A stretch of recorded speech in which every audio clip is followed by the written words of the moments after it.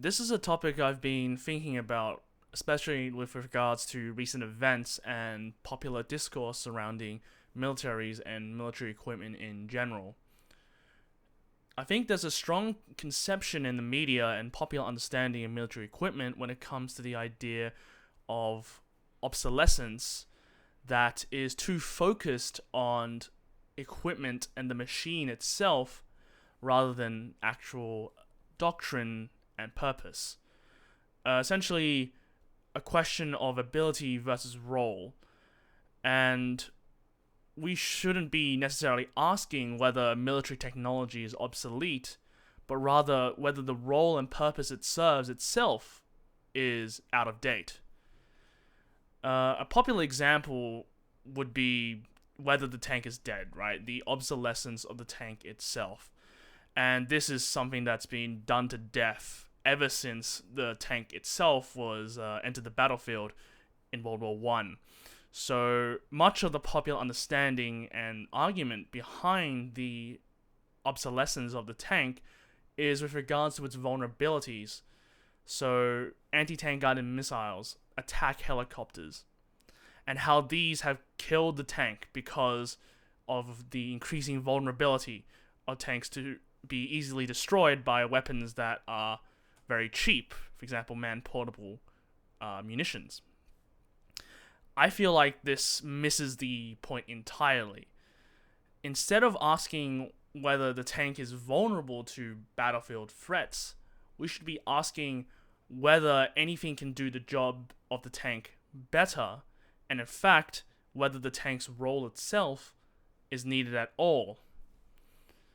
So that sort of underlines the crux of my issue here.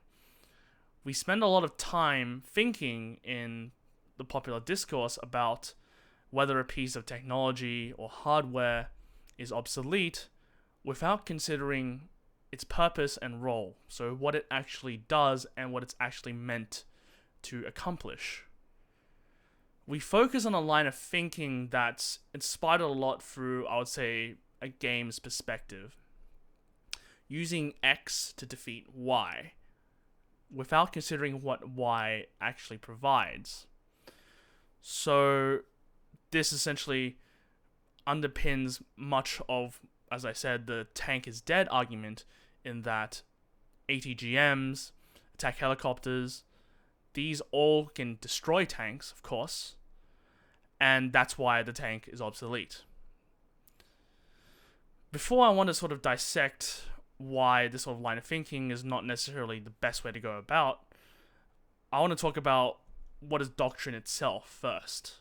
So I wouldn't go into too much detail here because personally, A, it gets complicated, and B, I'm not very qualified to actually talk about military strategy itself because I am not involved in military in any way, and I'm just merely someone with a passion for military history. But the laydown is essentially doctrine is the strategy and means of victory. The practices to gain advantages over the enemy and essentially delineates the roles and purposes of various fighting units and how to effectively employ them. So how does this sort of relate to the idea of misconceptions about obsolescence? Well, we think very much along the lines of abstracting away equipment into individual cells. Now, what do I mean by this? It's essentially we don't consider the context. And the context here is being the purpose and a role it serves in the military and how it integrates with existing forces. Importantly, it misses the idea of doctrine and how doctrine ultimately dictates design, right? Purpose dictates design, not the other way around. An example of this would be militaries that import weapons from a certain source. For example, many third world countries that import Soviet equipment. These countries oftentimes employ adaptations of Soviet tactics and strategy. And the simple reason behind it is that the weapons were designed for the Soviet doctrine, and if you try to use it in another way, you will not be getting the most out of what you have acquired, most out of your material, most out of your forces. And this is something that's oftentimes missed when it comes to the popular discourse and understanding that surrounds military equipment. So, analyzing a piece of military equipment without its context ultimately skews the discussion from one of relevancy to one of capability. And an analogy I'd like to make is to camera gear, something I'm familiar with personally. A lot of the time, the quality of photos one takes is limited not by the equipment, but the skills of the photographer themselves. And if you think about the camera gear as military equipment, and the photographer as the military that employs it, you can see that we spend a lot of time thinking about whether the gear is technologically adequate, whether it has all these bells and whistles, without thinking about how relevant the features are to the use case. A case in point would be misconceptions of Soviet navies versus the American Navy during the Cold War. The Soviet Navy primarily consisting of a small surface fleet with large missile armament and a very powerful submarine fleet versus the American Navy, which centered around the aircraft carrier. These two navies served completely different roles and purposes. The Americans needed to project power across the world's oceans, whilst the Soviets needed to interdict NATO supply lines in the case of war.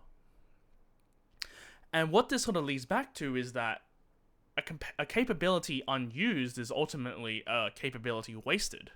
If you're not using what you have, then what's the point of having it in the first place?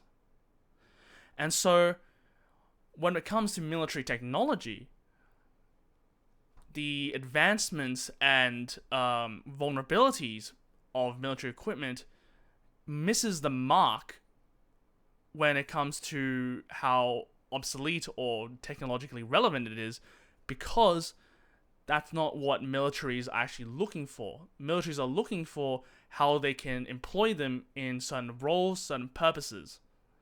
And simply thinking along the lines of the tank, for example, is obsolete because it's now vulnerable to all these different weapons is not how military planners and analysts actually account for its purpose. A tank provides direct fire support to infantry forces and can engage enemy armor while being protected itself. So that kind of mobile direct fire support is not provided by any other vehicle or equipment. A better alternative would be, in fact, to consider the relevancy of the role rather than the relevancy of the equipment. So, we should analyze obsolescence from the perspective of the role it fulfills. Equipment is ultimately only obsolete if the purpose itself is obsolete. Take a look at the infantry soldier. It's the basic element of every army, but no one would say the infantryman is obsolete, despite the great advances in technology. The infantryman is vulnerable to practically every weapon on the battlefield: bullets, explosions, artillery, tanks. But no one would be arguing that the infantry soldier is no longer needed. That's because vulnerabilities do not decide obsolescence. Rather, the obsolescence is decided by whether the role it fulfills is needed anymore. For the case of the infantry soldier, there's nothing that can do the job of the soldier better. Take another example. In a situation where you're engaging enemy infantry without armored support, having a tank is probably better than having none at all. So, from this, we cannot discount a military unit as obsolete if it fulfills a role better than any alternative. And consequently, we need to account for how relevant that role is to the military and to the modern battlefield. Something is obsolete only if its purpose itself is obsolete. The battleship became obsolete because the aircraft carrier did its job better. And almost paradoxically, it's the same reason why people argue the contrary as well. The coastal fire support capabilities of a battleship is something that cannot be really provided to the same degree or effectiveness as, say, destroyers or frigates. And here lies the debate on the effectiveness of the role, the relevancy of the role, rather than the effectiveness of the equipment itself. So, therefore, we should shift this conversation back from one of vulnerabilities to one of purpose. And this is also another reason why the flaws of thinking of militaries in the lens of a game. It's a simplified model that doesn't account for all the variables. Now, let's take a look ultimately at why this sort of line of thinking is so prevalent in public understanding. So, the military's depiction in media is focused along the lines of, let's say, the killing rather than the thinking. Tanks, planes, missiles, they all take center stage, and the crux of the action usually involves explosions. It's like the need to see results, right? A bit of Chekhov's gun, where if you have a gun on the wall, you should expect it would be used or fired in the upcoming scenes. Then it's really not that hard to see how the focus gets taken away from military thinking to just merely battle and encounters between military units. That's obviously due to in the recent Ukraine conflict, there's that focus on seeing destroyed Russian vehicles rather than the employment of the Russian vehicles themselves in the fighting. The photos and videos of destroyed tanks rather than tanks engaging infantry units. Because the visceral scene of the tank of the destroyed tank, the burnt out husk, is the result.